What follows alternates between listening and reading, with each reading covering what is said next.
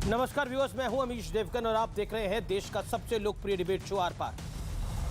आज आर पार की शुरुआत मैं दो बड़ी तस्वीरों के साथ कर रहा हूं, क्योंकि शहर दो है, तस्वीरें भी दो हैं, लेकिन दोनों जगहों पर आरोप है साजिश रचने का, प्लानिंग करने का, प्लॉटिंग करने का। कल कानपुर में प्रधानमंत्री नरेंद्र मोदी की रैली थी। इस रैली से ऐन पहले कथित तौर पर समाजवादी पार्टी से जुड़े नेताओं ने, छात्र संगठन के लोगों ने, नेताओं ने एक गाड़ी में भीषण तोड़फोड़ की। वो तस्वीरें आपने भी देखी होंगी। प्रधानमंत्री का पुतला फूंका गया और फिर साजिश के तहत इसका वीडियो जबरदस्त तरीके से वायरल किया गया। आरोप है कि बीजेपी के झंडे लगी जिस गाड़ी में तोड़फोड़ की गई, वो असल में, आप हैरान हो जाएंगे सुनकर, समाजवादी पार्टी की ही एक कार्यकर्ता की, एक नेता की गाड़ी थी। बीजेपी कह रही है ये सब कुछ इसलिए किया गया ताकि भारतीय जनता पार्टी का सामान्य कार्यकर्ता और रैली में शामिल होने आए लोगों को उकसाया जा सके, जिससे दंगा भड़के। दूसरी तरफ तस्वीर है मालेगांव ब्लास्ट केस से जुड़े एक गवाह ने एनआईए कोर्ट में बहुत बड़ा सनसनीखेज पर्दाफाश करते हुए दावा किया है कि महाराष्ट्र एटीएस, कांग्रेस की जो तत्कालीन सरकार थी, उसे धमकाया और दबाव बनाया कि योगी आदित्यनाथ के अलावा आरएसएस से जुड़े लोगों के नाम वो ले, ताकि इन लोगों को ब्लास्ट केस में फंसाया जा सके। तो क्या वाकई हिंदू टेरर के लिए बहुत गहरी साजिश की गई? आज इन दोनों खबरों पर होगी देश की सबसे बड़ी बहस। कानपुर से मालेगांव तक सिर्फ और सिर्फ साजिश। आज का आर पार इसी पर, क्योंकि एक तरफ प्रधानमंत्री मोदी कानपुर में भावी इंजीनियर्स के साथ मुलाकात कर रहे थे, तो दूसरी तरफ दंगे की प्लानिंग चल रही थी। और मालेगांव में तो योगी आदित्यनाथ को फंसाने की पूरी साजिश थी, क्योंकि योगी आदित्यनाथ भगवाधारी है और योगी आदित्यनाथ फंस जाए, इसके लिए बड़ी प्लानिंग हुई थी और गवाह को धमकाया गया था। आज बहुत बड़ा खुलासा, व्यूअर्स जुड़ जाइए टेलीविजन स्क्रीन के उस पर, आर पार में मैं करने जा रहा हूं।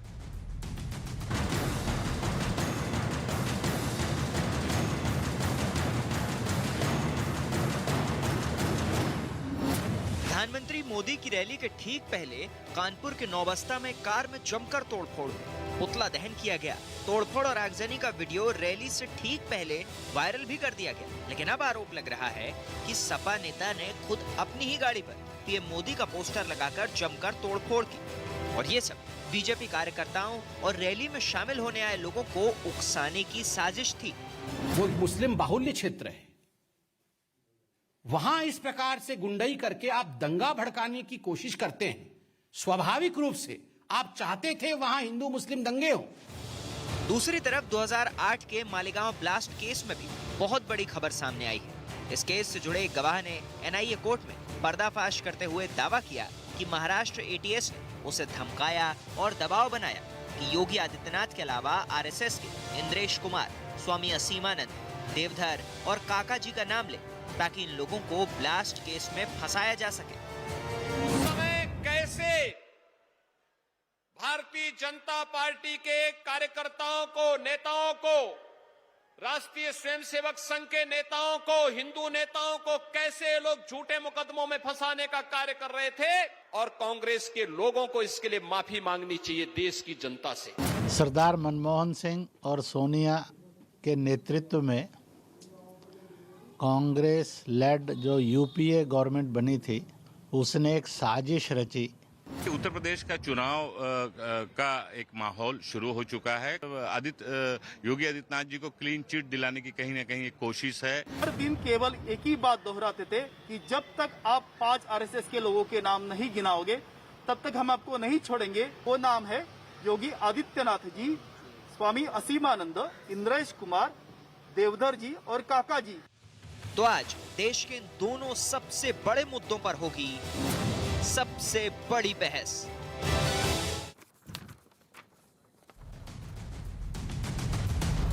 और अब वक्त है आर पार में विश्लेषण का, लेकिन साजिश वाली सियासत का विश्लेषण क्या है, आपको मैं एक एक करके सारे तथ्य बताता हूं कि आखिरकार किस तरीके से साजिश रची जा रही थी। बीजेपी का आरोप कि मुस्लिम बहुल इलाके, ये बहुत लिखा हुआ है लेकिन बहुल है, मुस्लिम बहुल इलाके में दंगे की चाल, ये त्रुटि है, माफ करिए इसके लिए। 5 लोग गिरफ्तार, 5 पर समाजवादी पार्टी से जुड़े होने का आरोप है। अपनी कार में प्रधानमंत्री का पोस्टर लगाकर उसमें तोड़फोड़ की गई, जिससे भारतीय जनता पार्टी के कार्यकर्ता मतलब उनको उकसाया जा सके, जिससे उस इलाके में अगर दंगा हो जाएगा तो पूरा का पूरा नाम जो है वो प्रधानमंत्री मोदी पर आ जाएगा। ये देखिए किस जबरदस्त तरीके से प्लानिंग थी। हालांकि समाजवादी पार्टी ने इन 5 नेताओं को, कार्यकर्ताओं को, छात्र नेताओं को इस समय बर्खास्त कर दिया है, जो इस समय की ब्रेकिंग स्टोरी भी है। मालेगांव केस में सीएम योगी को हिंदू आतंकी बनाने की साजिश थी। सोचिए 2008 के इस पूरे घटनाक्रम के अंदर योगी आदित्यनाथ, क्योंकि भगवाधारी महंत है, इस महंत को फंसाने की कोशिश थी। इनका नाम आ जाए, इनको हम फंसा दें, उसके बाद हिंदू टेरर की थ्योरी और सॉलिड हो जाएगी। बीजेपी का एक सांसद, और सांसद थे तब योगी आदित्यनाथ को फंसाने की पूरी कोशिश करी थी तत्कालीन कांग्रेस सरकार ने। मेरे साथ कांग्रेस के उस समय के गृह मंत्री भी आज इस कार्यक्रम में लाइव जुड़ेंगे। 20 जनवरी 2020 को एटीएस की चार्जशीट दायर हुई है, जबकि केस था 2008 का। सोचिए 220 गवाहों का बयान, अब तक 15 गवाह पलट गए हैं। दोनों मामलों में सियासी गेम की साजिश रची गई है, यानी 2021 यहां पे कानपुर में दंगे की साजिश होती है प्रधानमंत्री की रैली से एन पहले, और 2008 में आप अगर चले जाते हैं तो योगी आदित्यनाथ को फंसाने की कोशिश होती है। मेरे साथ बात करने के लिए कौन कौन जुड़ा है ये आपको मिलवा देता हूं। संबित पात्रा एक तरफ है, शादाब चौहान एक तरफ है, अनुराग भदौरिया एक तरफ है, समाजवादी पार्टी के प्रवक्ता है, बीजेपी के प्रवक्ता है, और एक पीस पार्टी यानी शांति की पार्टी के प्रवक्ता है। आप तमाम लोगों का स्वागत है। संबित पात्रा, आज भारतीय जनता पार्टी ने एक बड़ी प्रेस कॉन्फ्रेंस करी और इस प्रेस कॉन्फ्रेंस में इन दोनों विषयों को रखा गया। क्या आपको लगता है 2008 हो या 2021, 13 साल बाद भी चक्र वैसे ही घूम रहा है? देखिए अमीश भाई, जहां तक मालेगांव ब्लास्ट का सवाल है, कुछ सनसनीखेज विषय आपको यहां जानना चाहिए। आपके चैनल के माध्यम से लोगों तक भी पहुंचाना चाहूंगा। 2 ब्लास्ट हुए थे मालेगांव में। 2006 में ब्लास्ट हुआ था, 2008 में ब्लास्ट हुआ था। 2006 में जो ब्लास्ट हुए थे तो 9 लोग गिरफ्तार हुए थे। उस समय शब्बीर करके एक व्यक्ति था जो पाकिस्तान का फ्रंट था, एलईटी का फ्रंट था, उसे गिरफ्तार उस समय की पुलिस ने किया था। मगर 2008 में जब ये ब्लास्ट हुआ, इन तमाम लोगों को छोड़ दिया गया और हिंदू आतंकवाद का अमली जामा पहनाने की एक साजिश रची गई, और आज इस साजिश पर से पर्दा उठा है। दूसरा विषय है, आप याद करिए समझौता एक्सप्रेस ब्लास्ट भी हुआ था। समझौता एक्सप्रेस ब्लास्ट में UNSC, United nation security council, और यूनाइटेड स्टेट्स का जो सिक्योरिटी बॉडी है, इन दोनों ने आरिफ कासमानी नामक पाकिस्तान के एजेंट को इसके लिए जिम्मेदार ठहराया था। दुखद विषय है, ये सब कुछ जानते हुए भी भारत की तत्कालीन सरकार ने उस समय हिंदुओं के नाम पर हिंदू आतंकवाद का तमगा लगाने की कोशिश की थी। 26/11 भी ठीक उसी प्रकार, आप याद करिए 26/11 में भी ये तो शुक्र है तुकाराम ओम्बले ने जो आतंकवादी कसाब था उसे पकड़ लिया, वरना आतंकवादी कसाब को मौली, लाल रंग की मौली हाथ में पहनाकर भेजा गया था, और उसका भी नाम एक हिंदू नाम रखा गया था, क्योंकि बाद में जो दिग्विजय सिंह कह रहे थे 26/11 आरएसएस की साजिश, हिंदुओं की साजिश, उसे भी हिंदू आतंकवाद की कैटेगरी में डालने का साजिश था। इतने ही नहीं अमीश भाई, आप चौंक जाएंगे, आरवीएस मणि, ये ब्यूरोक्रेट थे होम मिनिस्ट्री, जी मैंने उनका इंटरव्यू करा, उनके ऊपर सिगरेट गोदा गया। आपने इंटरव्यू किया है, मैंने वो इंटरव्यू देखा है। आरवीएस मणि के ऊपर सिगरेट गोदा गया। उस समय के एसआईटी ऑफिसर सतीश वर्मा ने सिगरेट से गोदा, ताकि इशरत जहां पाकिस्तान से जुड़ी हुई थी उस विषय को वो सच्चाई एफिडेविट में ना रखे। और जीके पिल्लई जो कि उस समय के होम सेक्रेटरी थे, उन्होंने भी इंटरव्यू में कहा कि जो पहला एफिडेविट हमने कोर्ट में दिया था उसमें हमने कहा था कि पाकिस्तान आतंकवादी है इशरत जहां, मगर चिदम्बरम ने खुद अपने हाथों से उस लाइन को काटा और सेकंड एफिडेविट कोर्ट में भर्ती किया। आप सोचिए, हिंदुओं को आतंकवादी साबित करने के लिए ये कुछ भी करने के लिए तैयार थे। ये हिंदुओं से इतनी नफरत करते हैं, इतनी नफरत करते हैं कि किसी भी कीमत पे हिंदू आतंकवाद को यहां पर स्थापित करना है। शादाब चौहान, हिंदू आतंकवाद की थ्योरी को एस्टैब्लिश करने के लिए सब कुछ किया गया, सब कुछ किया गया, सरकार भी थी, सिस्टम भी था, और इस सिस्टम ने उसका नाजायज फायदा भी उठाया। इसका खुलासा कई बार हुआ है, लेकिन अब तो स्पष्ट है योगी आदित्यनाथ को फंसाने की भी साजिश थी इस पूरे घटनाक्रम के अंदर। तब तो योगी आदित्यनाथ कोई सीएम नहीं थे, सांसद थे, महंत थे और महंत रहेंगे। एक महंत को फंसाने के लिए क्या कुछ रचा गया। अमीश जी, ये देखिए आप कि 1925 में जब उसी वक्त हेडगेवार गोलवलकर ने कहा कि दो मुसलमान और ईसाई देश के लिए अच्छा नहीं कभी भी सोच सकते, अभी हरिद्वार की धर्म संसद में क्या क्या कहा जा रहा है, मुसलमानों को खत्म कर देंगे और पुलिस उनके साथ रंगरलियां मना रही है, मजे कर रही है। और वहां रायपुर में कहा गया क्या कि बोल रहे हैं नाथुराम गोडसे पुलिस रंगरलियां मना रही है। रंगरलियां मनाने का मतलब पता है आपको? सुनिए, रंगरलियों का मतलब क्या होता है? कोई भी शब्द आप लोग बोल देते कार्यक्रम के अंदर। रंगरली का आपको आप सिक्योरिटी फोर्सेस को समझते क्या है? अरे जिसने हरिद्वार के अंदर हेट स्पीच दी उस पर कार्रवाई होगी और कार्रवाई हो रही है, लेकिन प्रशासन, लेकिन पुलिस फोर्सेस रंगरलियां बना रही है। अरे अपनी जान की बाजी लगाकर, अपने आप को अपनी जान की बाजी लगा के सब कुछ करते हैं। आपको लगता है पुलिस रंगरलियां बना रही है? पुलिस ना आप पुलिस को क्या समझते हैं? आप जानते हैं कई पुलिस वाले अपने घर रात भर जा नहीं पाते। बीएसएफ सीआरपीएफ के लोग जा नहीं पाते। आप सिक्योरिटी फोर्सेस को बोलते हैं रंगरलियां बना रहे हैं। रंगरलियां मनाने का मतलब क्या है? आप मुझे बताइए रंगरलियां मनाने का मतलब क्या है? रंगरलियां मनाने का मतलब क्या है? व्यूअर्स, आप गूगल में सर्च करिए रंगरलियां किसको कहते हैं और शादाब जान चौहान को बताइए रंगरली कौन बताता है इस देश के अंदर? टैग करके बताइए। नहीं, रंगरली का मतलब क्या है? गांधी को हरामी बोलने वालों को यूएपीए नहीं लगता, यूएपीए नहीं लगता गांधी और मनमोहन को हरामजादा कहने वालों पर। ये अफसोस है। और मैं तो शुरू से कह रहा हूं कि हिंदू बुरा नहीं है, लेकिन गेरुआ वस्त्र धारण करके एक गैंग सनातन धर्म को बदनाम करने की जो शैतानों की फौज है, ये हमेशा राष्ट्रपिता के बारे में आप जो शब्द बोले मेरे कार्यक्रम के अंदर, इसको आइंदा से मत बोलिएगा। महात्मा गांधी पूजनीय है। महात्मा गांधी इस देश की आन बान और शान है। महात्मा गांधी इस देश की आत्मा है।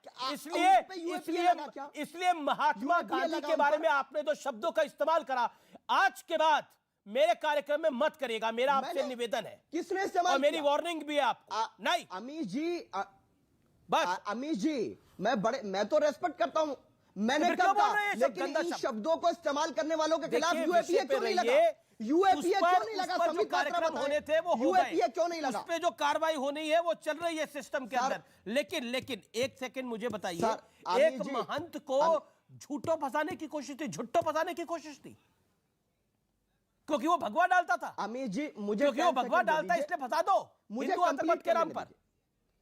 अमीश जी, अमीश प्लीज मुझे कंप्लीट कर लेने दीजिए। मैं जानता हूं कि आप देश के बहुत बड़े पत्रकार हैं, लेकिन लेट मी कंप्लीट प्लीज। मेरा सिर्फ एक ही कहना है कि जो गवाह पर जिस पर इतना विश्वास हो रहा है, हो सकता है वो सस्ती लोकप्रियता के लिए कह रहा हो। क्यों कह रहा है वो? और एक वर्ग ऐसा है जो गेरुआ वस्त्र धारण करके गेरुआ वस्त्र का सम्मान नहीं करता, जो मुसलमानों के खिलाफ जहर उगलता है। इन्होंने ही कहा था 1 के बदले 10 बालिका लेके जाएंगे। कितने मुकदमे जवाब देंगे इस बात का? फिर मैं कानपुर की खबर पे आपसे आऊंगा। पहले मालेगांव पे हम बात कर रहे हैं। समय जवाब दंगे कराना चाहती है। समय जवाब मैंने शांति से सुना। देखिए अमीश भाई, बुरा मत मानिएगा, मगर एक बात हम में से हर कोई कान खोल के सुन ले और जान ले, हिंदू कभी आतंकवाद नहीं हो सकता, ना कभी आतंकवादी था हिंदू, ना कभी आतंकवादी होगा हिंदू। सर्वे भवन्तु सुखिनः, सर्वे सन्तु निरामयः, सर्वे भद्राणि पश्यन्तु, मां कश्चित् दुःख भाग् भवेत्। ये हिंदुओं का ध्येय है। कभी भी हिंदू आतंकवाद में विश्वास नहीं रखता। गोडसे हत्यारा था, गांधी जी का हत्यारा था, हत्या की सजा मिली उसे, मगर आप यहाँ आतंकवाद को गौण मत करिए। ये बार बार नहीं, मैं बताया ना, वो हत्यारा था। He was an assassinator. आप यहाँ पर बार बार देखिए, मुझे कष्ट होता है जब इनके भाई जब इनके भाई अफजल गुरु पकड़े जाते हैं, जब इनके भाई याकूब मेमन पकड़े जाते हैं, तब आपका भाई गोडसे है, धर्म नहीं होता। आपका भाई गोडसे है, होता है आतंक का भाई गोडसे है। अमीश भाई, मैं तो इनके बीच में नहीं, अमीश भाई मैं इनके बीच में नहीं बोल रहा था। अमीश भाई, मैं इनके बीच में नहीं बोल रहा था। मैं शांति से वेट करता हूं अपने टर्म का। आतंक ना मचाया जाए, अपने विषय को रखो। आपने बोला कुछ भगवाधारी जो है वो आतंकी होते हैं। क्या बात करते हैं आप शादाब चौहान? अमीश भाई, अमीश भाई, मैं प्लीज बोल लूं। अमीश भाई, मैं शादाब चौहान को बहुत सीरियसली लेता नहीं हूं, मगर एक बात कान खोल के हर कोई सुन ले कि हिंदू को आतंकवादी कहने वाला व्यक्ति उससे ज्यादा मूर्ख कोई नहीं होता है। हिंदू कभी आतंकवादी था नहीं, कभी आतंकवादी होगा नहीं। इस बात को कान खोल के सुन लिया जाए, कागज में लिख लिया जाए। हिंदू से ज्यादा सहिष्णु धर्म इस धराधाम पे नहीं है। हम सभी धर्मों का सम्मान करते हैं। हिंदुस्तान ने सभी को अपने अपने गोद में स्थान दिया है और इसीलिए ये लोग आके हमें टेकन फॉर ग्रांटेड लेते हैं। नंबर 1। नंबर 2, मैं विषय पे रहूंगा, मालेगांव पे बात पात्रा कर रहे हैं तो आपको हंसने की क्या जरूरत है? शादाब चौहान, आपको हंसी क्यों आ रही है इतनी?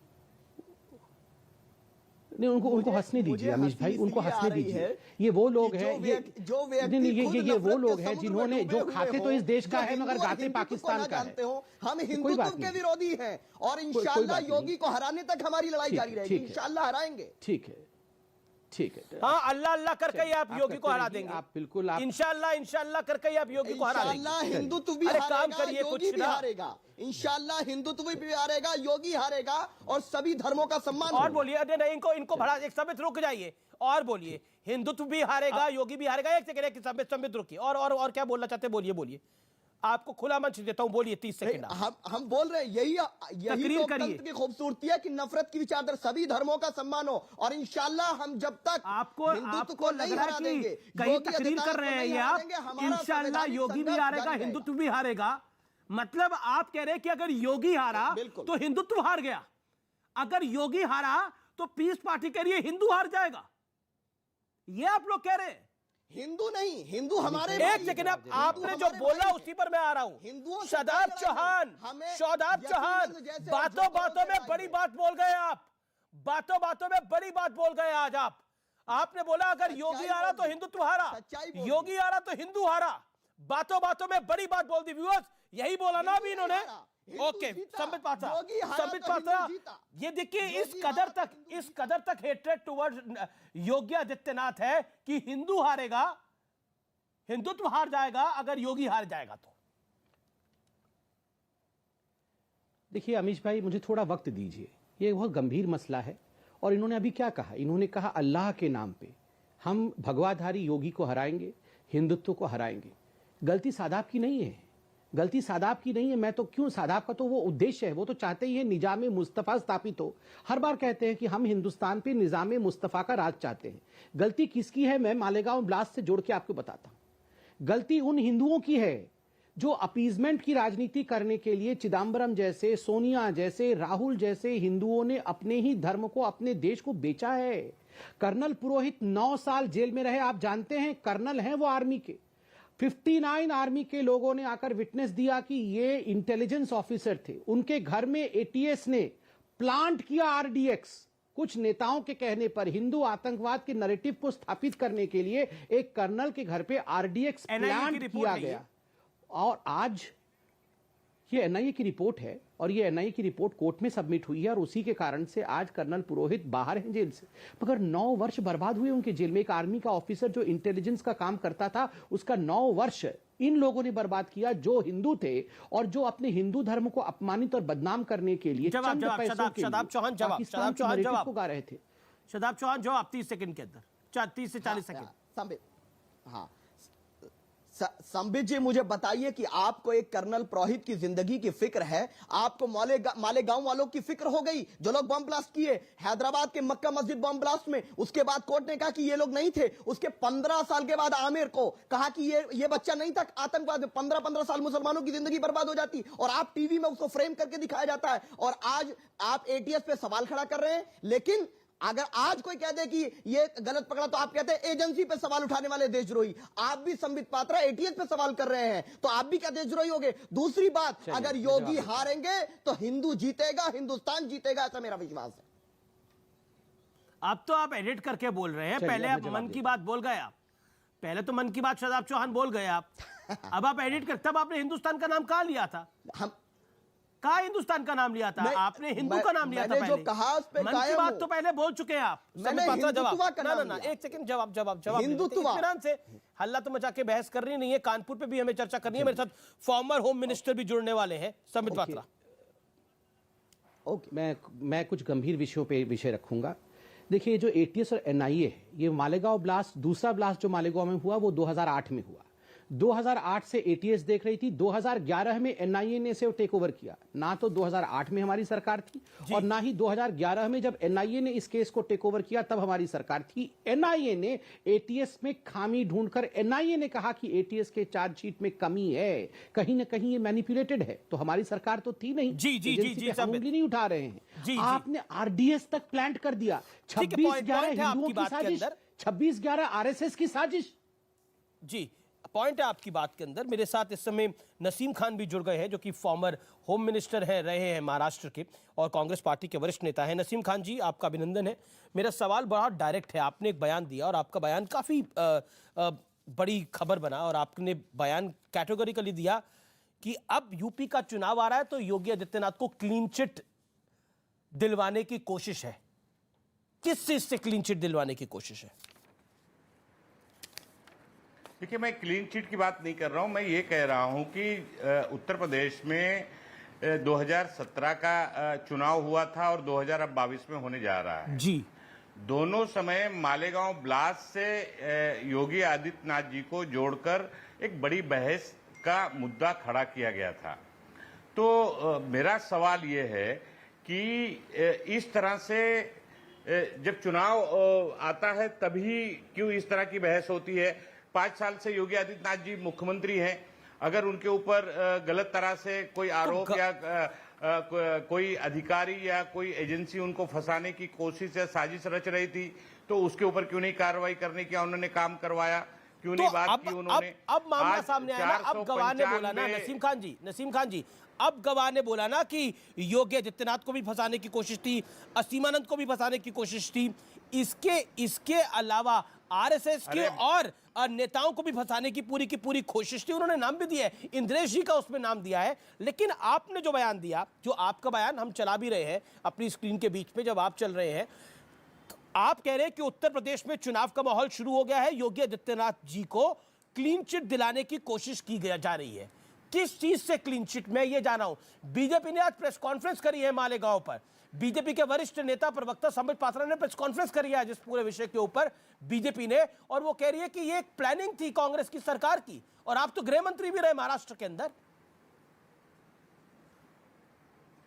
देखिए यहां पर दूध का दूध और पानी का पानी 2008 के ब्लास्ट केस के अंदर एटीएस और एनआईए की एजेंसियों ने दोनों ने मिलकर किया है।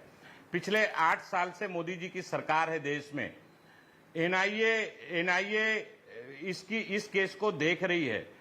रोहिणी सालियन जो एनआईए की तरफ से वकील हाई कोर्ट में थी, उनके ऊपर ऐसा क्या दबाव डाला एनआईए ने कि उन्होंने राजीनामा दिया? क्यों वो केस छोड़कर बाहर आ गई? और जितने भी 2000 देखिए नईम खान जी, 2008 से 2014 तक एक भी कन्विक्शन नहीं हो पाया, चार्जशीट तक फाइल नहीं हुई। 2008 से 14 तक 6 साल तो आपका शासन था, महाराष्ट्र में भी और यहां पर भी एक भी चार्जशीट नहीं फाइल हुई। इसका मतलब था सबूत के अभाव थे, और सबूत के अभाव थे तो एनआईए कह रहा है कि एटीएस आरडीएस रखवा रही थी कर्नल पुरोहित के यहां पर। तो ये देखिए कितना बड़ा खुलासा है अपने आप में। नेशनल सिक्योरिटी के साथ तत्कालीन कांग्रेस की सरकार ने बड़ा कॉम्प्रोमाइज किया, यह आरोप है बीजेपी का।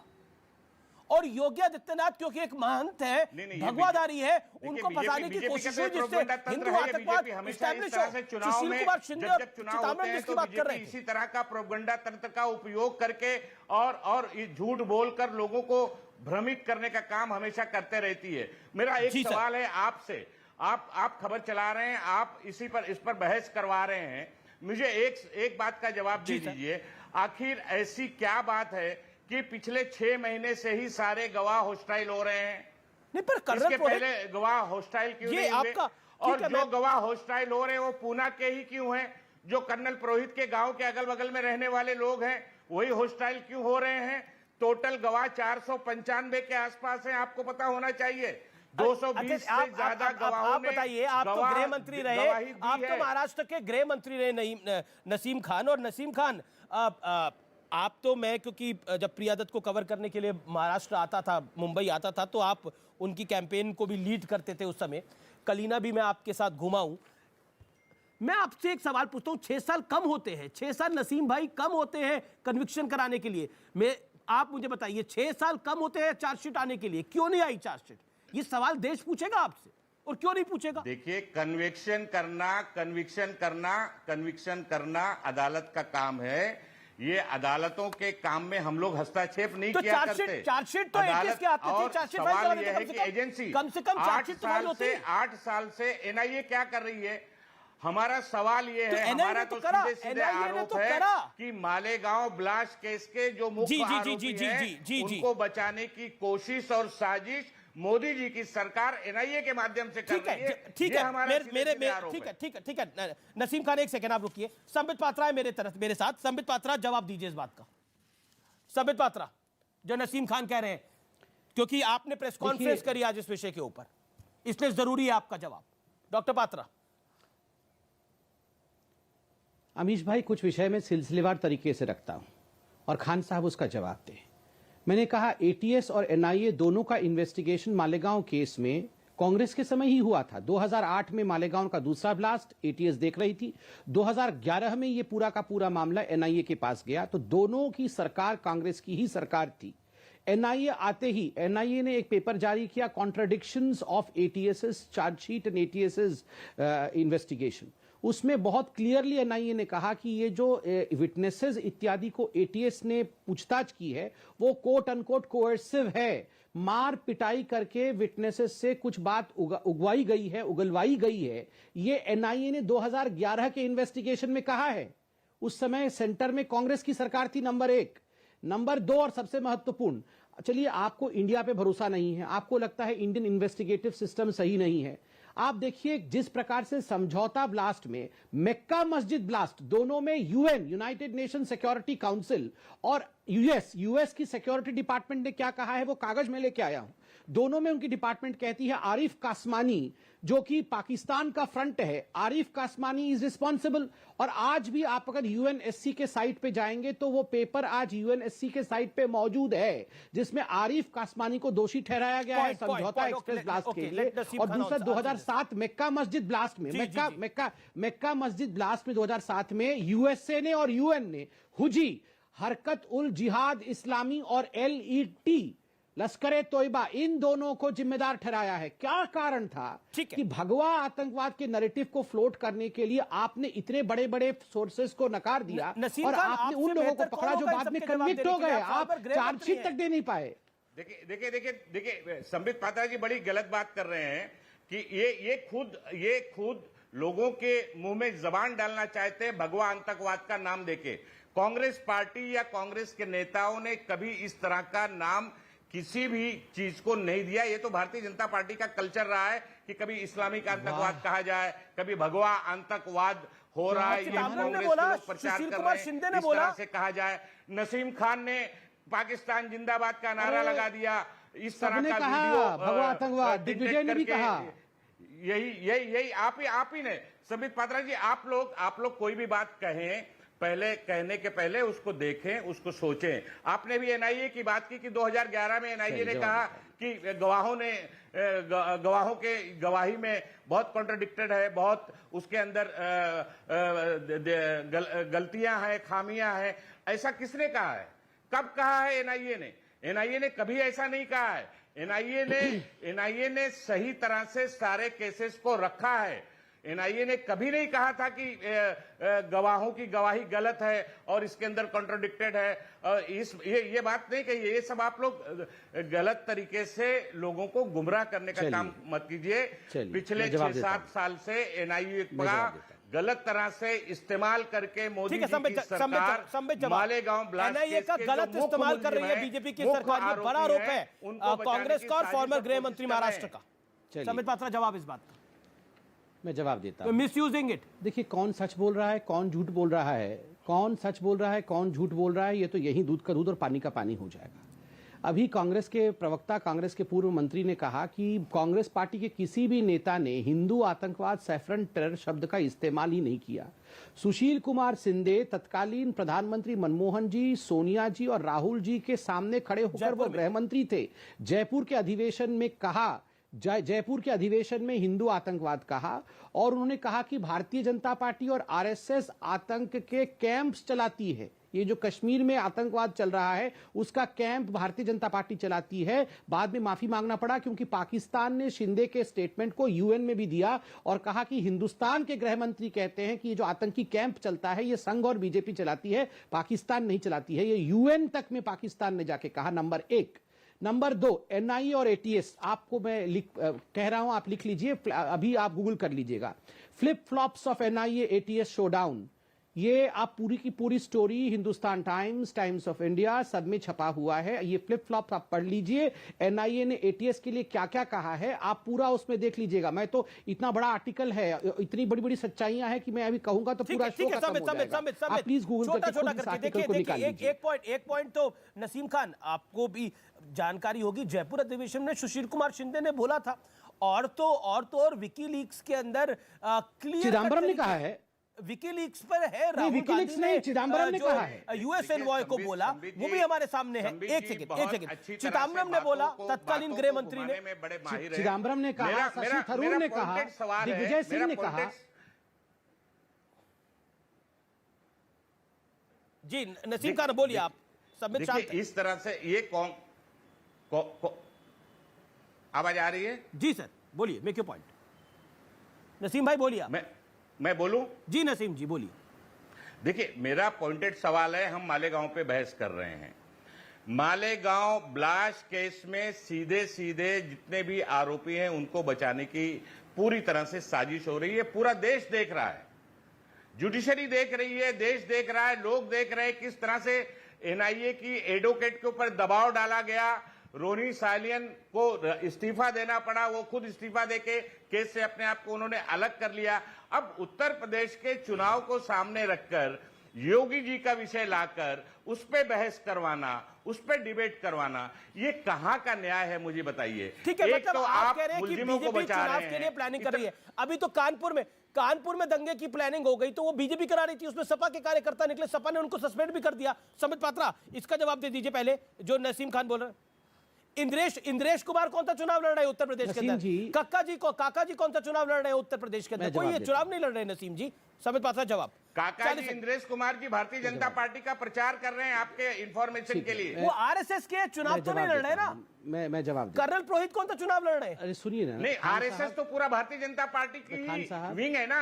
भारतीय जनता पार्टी आरएसएस की राजनीतिक कर्नल पुरोहित वो तो आर्मी दल है, उनकी राजनीतिक मैं जवाब देता हूं अमीश भाई, मैं जवाब देता हूं। ठीक है समित जवाब, प्रचार करते हैं और काम करते हैं। ठीक है, लेट समित रिप्लाई। समित जी सुनिए खान साहब, मैं आपका सम्मान करता हूं। एक बात आप बिल्कुल लिख लीजिए, पेन भी आपके हाथ में है और बिल्कुल उसे याद रखिएगा। हिंदू कभी आतंकवादी नहीं होता है और हिंदू कभी आतंकवादी हो भी नहीं सकता है। आप हिंदुओं को आतंकवादी बनाने की चेष्टा ना करें और ये नहीं, बार बार आप ही ने कहा। नहीं रुकिए ना सर, मैं आपके बीच में नहीं बोल रहा था, मैं आपके बीच में नहीं बोल रहा था। रुकिए खान साहब, आपको सुनना भी आना चाहिए, शांति से सुनिए, चिल्लाने की कोई आवश्यकता नहीं। आपने अभी कहा कि हम लोगों को छुड़वा रहे हैं, गलत इस्तेमाल कर रहे हैं, जुडिशियरी भी सख्ते में है। अमीश भाई, मैं ऑर्डर पढ़ रहा हूं कोर्ट का, 2017 अप्रैल का है।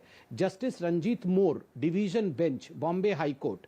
We have said in our order that prima facie there is no case made out against Sadhvi Pragya को फंसाने की कोशिश की गई, ये हाई कोर्ट बॉम्बे ने कहा है। नो प्राइमा फेसी केस, उसके बाद उनको आगे चलकर बेल मिला। ये सब विषय आप जानते हैं। जिस प्रकार से लोगों को फंसाने की कोशिश की गई है, इसका सबसे बड़ा प्रमाण यह होता है कि आप 6 वर्षों तक, 2008 में ब्लास्ट हुआ, 2014 तक आपकी सरकार थी, आप चार्जशीट फाइल नहीं कर पाए। चलिए, आपका कहना है कि भारतीय जनता पार्टी अभी मैनिपुलेट कर रही है सिस्टम को। भाई साहब, आपके पास 6 वर्ष थे।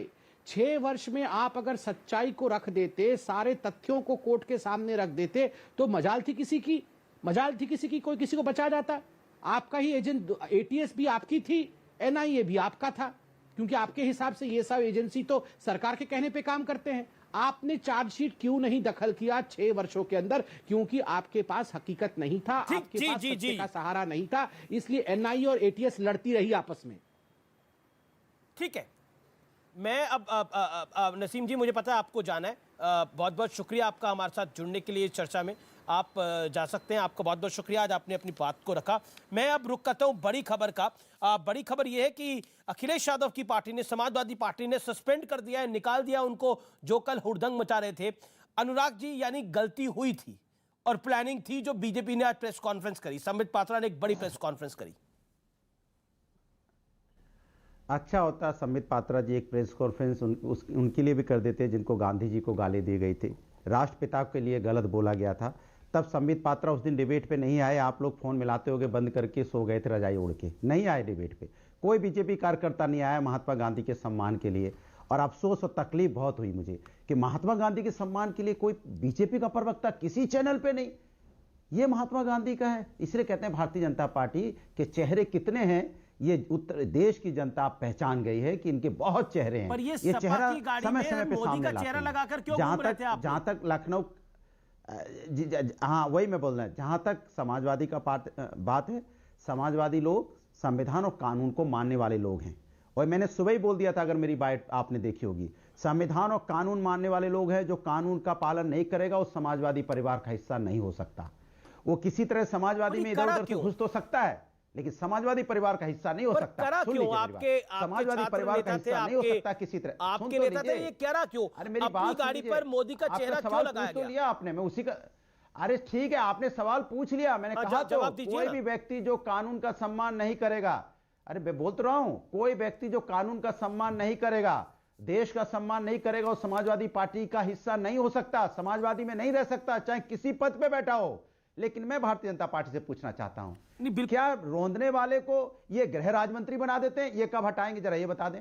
इनसे सीधा सवाल है मेरा। ये तो गृह राज्य मंत्री बना देते हैं, रोंदने वाले के पिताश्री को गृह राज्य मंत्री बना देते हैं, फिर उनके बारे में पूछा जाता है तो ये बोलने को तैयार नहीं होते। और एक बात बता दूं, देखिए इसमें चिंता की बात है, बीजेपी कह रही है दंगे की साजिश थी। अनुराग जी, आप ही से सवाल पूछ रहा हूं और मैं माफी भी चाहता हूं, मैं आपके पास लेट आया। आप भी जान रहे थे विषय मालेगांव का था, जिस विषय पर आप का कोई दोष नहीं है, लेकिन ये हुआ कांग्रेस के शासन के अंदर, हालांकि आपका समर्थन था उस सरकार को।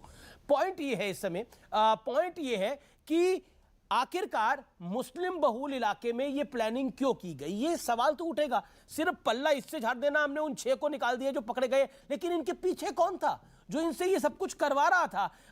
सपा की गाड़ी पर मोदी का पोस्टर चिपकाकर, उस गाड़ी को तुड़वाकर, जहां से बीजेपी के कार्यकर्ता सामान्य लोग जा रहे हैं, वो उकसे और वो कुछ पलटवार कर दे, ये चाह रहे थे। पीछे कौन था इसके? बस हो गया। कौन समाजवादी पार्टी का बड़ा नेता था? यही सवाल तो यही सवाल तो बार बार पूछ रहे हो आप, मैं सीधा जवाब दिया एक ही बार। जो व्यक्ति हमारे देश के कानून का सम्मान नहीं कर सकता, वो समाजवादी का हिस्सा नहीं हो सकता। बोल तो रहा हूं मैं, वो समाजवादी परिवार का हिस्सा नहीं हो सकता। जो समाज के अंदर माहौल खराब करेगा वो समाजवादी परिवार का हिस्सा नहीं हो सकता। लेकिन मैं पूछना चाहता हूं कि टेनी को कब निकालेंगे बताइए पार्टी से, जो जिसके बेटे पे रोंदने का आरोप है, जो खुद कह रहा है कि मैं बहुत बड़ा गुंडा हूं और मुझे 2 दिन का समय दे दो, मैं किसी को यहां पे लखीमपुर तक रहने नहीं दूंगा। एक बात, ठीक है, संबित इसका जवाब देंगे। संबित पात्रा, प्रेस कॉन्फ्रेंस आपने करी, इतनी देर बाद आए तो 1 सेकंड और दे दीजिए ना। 1 सेकंड और दे दीजिए। इतनी देर बाद आए, पात्रा तो 30 मिनट से बोल ही रहे हैं। अरे आप 5 से 10 सेकंड लीजिए। मैं अभी आ रहा था तो अरे सुन लीजिए, एक 5 परिवार के, अभी परिवार के लोग मुझे मिले रास्ते में, मजाक नहीं कर रहा हूं आपसे, सीरियस कह रहा हूं। कह रहे हैं भैया आज 5 दिन हो गए खाना नहीं मिला है, मेरे घर में किसी के पास रोजगार नहीं बचा है, महंगाई इतनी है कि मैं आलू उबाल के भी नहीं खा पा रहा हूं, और ऐसा लग रहा है जैसे आत्मा से हमारी आत्मा निकल जाएगी भूख के मारे। ये महंगाई, बेरोजगारी और महिला अत्याचार, किसानों पे, रोंदने वाले पे कोई चर्चा ही नहीं होती। गाड़ी में ये जो सपा की गाड़ी में मोदी का पोस्टर लगा के घूम रहे थे, ये बेरोजगार थे और टेनी पे ही बात, इनके पास रोजगार था? मैं जानने की कोशिश कर रहा हूं, ये युवा थे, घुमाने लग गए। वो तो मैंने बोल दिया। मैं पूछ रहा हूं आपसे, मैं तो सवाल पूछ रहा हूं कि ये जो सपा की गाड़ी में मोदी का पोस्टर लगा के घूम रहे थे, ये कौन थे? अरे भाई अनुराग भाई, आप तो इत्मीनान से जवाब देते। अनुराग जी, मैं सवाल आपसे पूछ रहा हूं, ये जो सपा की गाड़ी, समाजवादी पार्टी की गाड़ी में, 1 सेकंड भाई साहब, सर रुकना पड़ेगा। ये जो सपा की गाड़ी में मोदी का पोस्टर लगा के घूम रहे थे, ये बेरोजगार लड़के थे या इनके पास रोजगार था? मैं सवाल पूछ रहा हूं, आपकी पार्टी के नेता है तो आपको तो जानकारी होगी ना। ये रोजगार वाले थे, बेरोजगार थे? सुन तो लीजिए, एक सवाल कितनी, अरे सुन नहीं पाते आप। एक सवाल आप 5 बार पूछ चुके और मैंने आंसर दे दिया। संविधान के दायरे में अगर कोई अरे रहेगा तो रोजगार था या समाजवादी रहेगा। बेरोजगार थे? कानून का पालन करेगा तो ठीक है, समाजवादी रोजगार रहेगा, था या वरना बेरोजगार समाजवादी थे? का हिस्सा नहीं या है। फिर इनका लेकिन मैं रोजगार ट्रेनिंग यही की है? बात बोल रहा हूं तो आपको उत्तर साफ प्रदेश समझा में रहा है। यही सब कुछ करने का ऐसा अरे रोजगार यार, है? ओके, संबित अरे पात्रा, तो टेनी- संबित अरे पात्रा, टेनी के बारे में आप पूछ टेनी लो ना पे जवाब सवाल। दीजिए। किसान को रोंदने ये वालों को 5 तो जिनकी बाहर हो नाकामी गए की वजह से 700 किसानों की ये मौत हो 5 गई। तो बाहर हो गए अमेठी में बच्ची सपा के- संविधान सुनिए, अमेठी संविधान में में बिलीव बच्ची करती है, के कानून में लाखों बिलीव से करती मारा है। जा रहा है। अनुराग उसके बारे में अनुराग सवाल हुआ नहीं पूछना हुआ चाहिए। हुआ आप हुआ कमाल है हुआ भाई, आपका भी। अनुराग भाई 6 मिनट हो गए आपको, अब तो बोलते बोलते पूरी कसर पूरी कर दी आपने। अमेठी में 16 साल की बच्ची को किस तरह से लाठियों से मारा जा रहा है, उसके साथ अन्याय हो रहा है, इसके बारे में सवाल नहीं होगा। इसके बारे में सवाल नहीं होगा। सारी चिंता, आपकी सारी चिंता वाजिब है। संबित बोलिए, आप तो शांति बैठ गए। संबित बोलिए कि टेनी अभी तक क्यों देखिए, यहाँ मौका ढूंढना पड़ता है। नहीं, मैं चिल्ला नहीं सकता हूं। मैं बोलिए, चिल्ला बोलिए। बिल्कुल नहीं सकता हूं।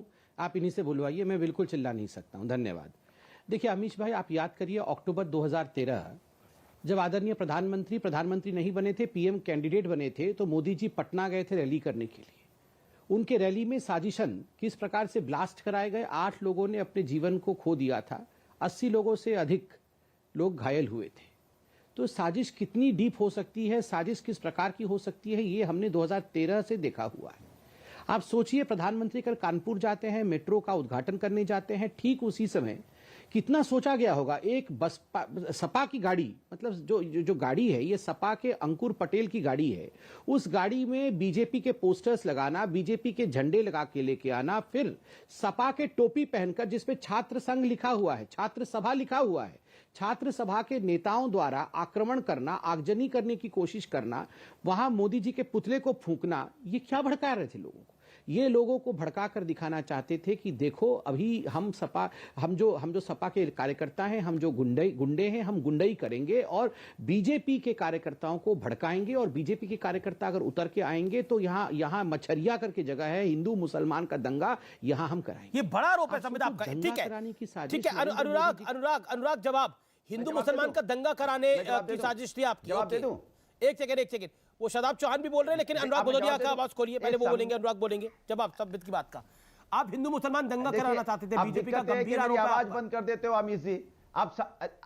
अमीश जी, दिक्कत है कि सच बोलता हूं, आप आवाज बंद कर देते हो। कभी संबित की आवाज बंद करके दिखाओ तो मैं भी जानूं। सबकी जो हो जाती 35 है। मिनट से बोल रहा है अकेला वो आदमी, पूरे देश को, बीच में हिंदुस्तान बोलता की ही नहीं मीडिया हूं। पे जैसे कब्जा कर लिया हो, 35 बीच मिनट से में- वो आदमी बोल रहा है, तो आप उसी से बुलवाया करो। हमारी आवाज बंद कर देते हो आप। इसकी हैसियत नहीं हो रही। मैं पूछ रहा हूं कि देश का गृह राज्य मंत्री बना देते हो गुंडे को आप, उसके बारे में आप कब उसको हटाओगे? बताइए। देश का गृह राज्य मंत्री है, वो पता नहीं क्या क्या करवा सकता है। वो तो यहाँ किसानों को रौंद के मरवा सकता है अपने बेटे से, और पता नहीं कितने लोगों की जान ले सकता है, क्योंकि देश का गृह राज्य मंत्री है। उसके हाथ में कितनी ताकत होगी सोचो आप। पुलिस की ताकत उसके हाथ में है, पुलिस उसको नमस्कार कर रही है, और वो कह रहा है कि हम 2 दिन में लोगों को ठीक कर देंगे, और लखीमपुर तो क्या, देश का लखीमपुर से बाहर फेंक देंगे। जो ऐसी धमकी देता हो और देश का गृह राज्य मंत्री बैठा हो, वो क्या कर सकता है आप इसका अंदाजा लगा सकते हैं। लेकिन उसको नहीं हटाएंगे। और हम तो कह रहे हैं कि हमारे जो कार्यकर्ता की जिसकी आप बात कर रहे हो, वो समाजवादी नहीं हो सकते, क्योंकि समाजवादी लोग का जो कानून तोड़ेगा समाजवादी परिवार का हिस्सा नहीं होंगे, और कानून को हाथ में लेगा समाजवादी निकाल के बाहर फेंक देगी। लेकिन उसको मानने को तैयार नहीं है। अरे अपने बारे में नहीं बताने को तैयार हो कि मैं टेनी के बारे में पूछ रहा हूं, बताइए। मैं कह रहा हूं कि हिंदू मुसलमान दंगे कराना चाहती थी समाजवादी पार्टी, बीजेपी का आरोप है। लगातार पीटा गया, उसमें कार्रवाई नहीं हो रही है। हिंदू मुस्लिम दंगे कराना चाहती थी, संबित पात्रा का आरोप है, बीजेपी का आरोप है। संबित जवाब। देखिए अमीश, ये जवाब देखिए नहीं अमीश दे भाई, रहे मुझे तो हैं, आश्चर्य बताइए लग वाला। रहा है। ये खुद ही कह रहे हैं कि बगला भगत बन जाते अमीश हैं भाई, सीधा बन के। आज जवाब देने का अरे दिन नहीं बगला है। भगत मत बनिए, टेनी पे अमीश बोलिए भाई, आप। पहले इनको हिम्मत शांति दिखाइए। अरे टेनी पर मैंने मैं डिबेट शांति से करी, बैठा आप हूं, इनको पूरा उन बुलवाइए, पूरा 30 बुलवाइए। डिबेट में आए हो, टेनी पर मैंने 25 डिबेट करी होगी। आप सब डिबेटों में आए हो टेनी की। अरे बिल्कुल, अब टेनी का विषय नहीं है ना ये आज का। समाजवादी न्याय संबित करते पात्रा हैं। जवाब दीजिए। समाजवादी न्याय करते हैं। अरे समाजवादी पूरा न्याय कर रहे हैं। कैसे जवाब दूं? संबित बोलिए। यहाँ इनके तो साथ न्याय समाज, कर लीजिए 30 यहाँ सेकंड तो का। सपा की गुंडाई तो यहाँ भी हो रही है। देखिए ये मजाक है, क्या मजाक है यहाँ पर? मतलब आप बताइए अमीश भाई, आज मैं सुबह उठा तो मैंने ट्विटर में देखा कि अखिलेश जी ने घोषित किया है कि अगर सांड के साथ युद्ध हो जाए और सांड के साथ युद्ध करके मरने वालों को 5 लाख रुपए का मुआवजा दिया जाएगा। सांड के साथ तो युद्ध करके मरने वालों को 5 लाख दिया जाएगा। सपा के जो गुंडे हैं उनके कारण मरने वालों को कितना दिया जाएगा? क्यों नहीं? ये तो अनुराग ये क्यों नहीं अखिलेश जी कहते हैं कि सपा के गुंडों के साथ नहीं, क्या जवाब देंगे? ये तो सांड भी इतना लड़ता नहीं जितना अनुराग भदौरिया लड़ते हैं आके।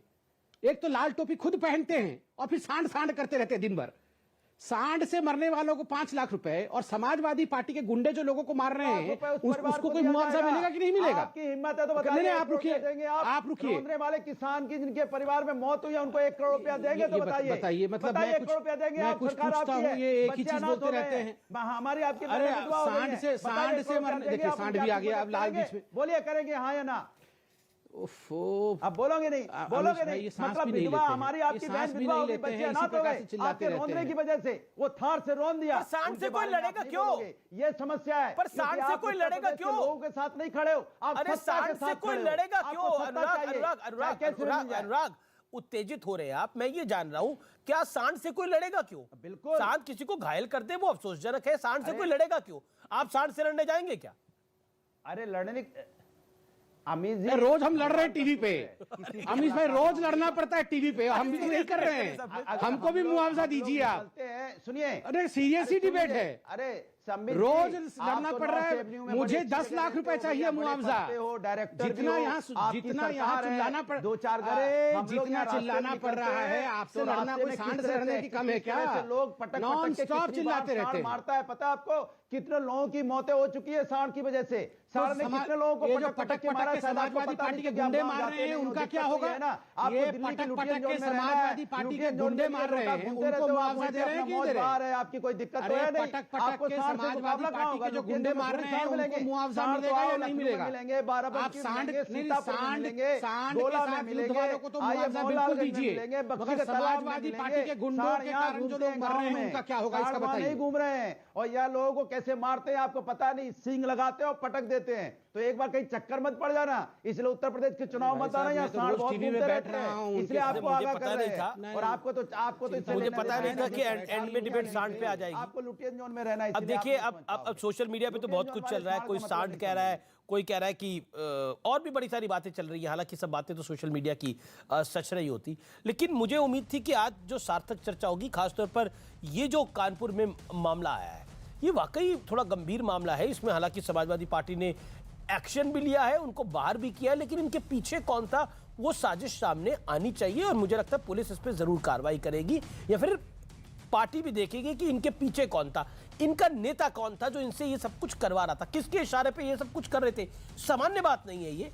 आप अपनी गाड़ी पर मोदी का पोस्टर लगा के, सपा की गाड़ी पर मोदी का पोस्टर लगा के तोड़फोड़ कर रहे हैं, क्यों? सोच के देखिए। वेलकम बैक, आप देख रहे हैं इस समय आर पार, और अब आर पार में वक्त हो चुका है निष्कर्ष का, और आज का निष्कर्ष ये कि साजिश, प्लानिंग, प्लॉटिंग, ये शब्द आपने सुने होंगे, लेकिन आज आपने इसका उदाहरण देखा है कानपुर से लेकर मालेगांव तक।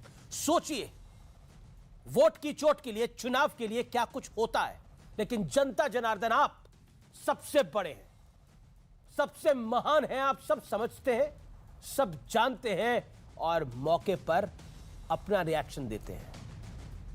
फिलहाल आर पार में इतना ही। आप देखते रहिए न्यूज़ 18। नमस्कार।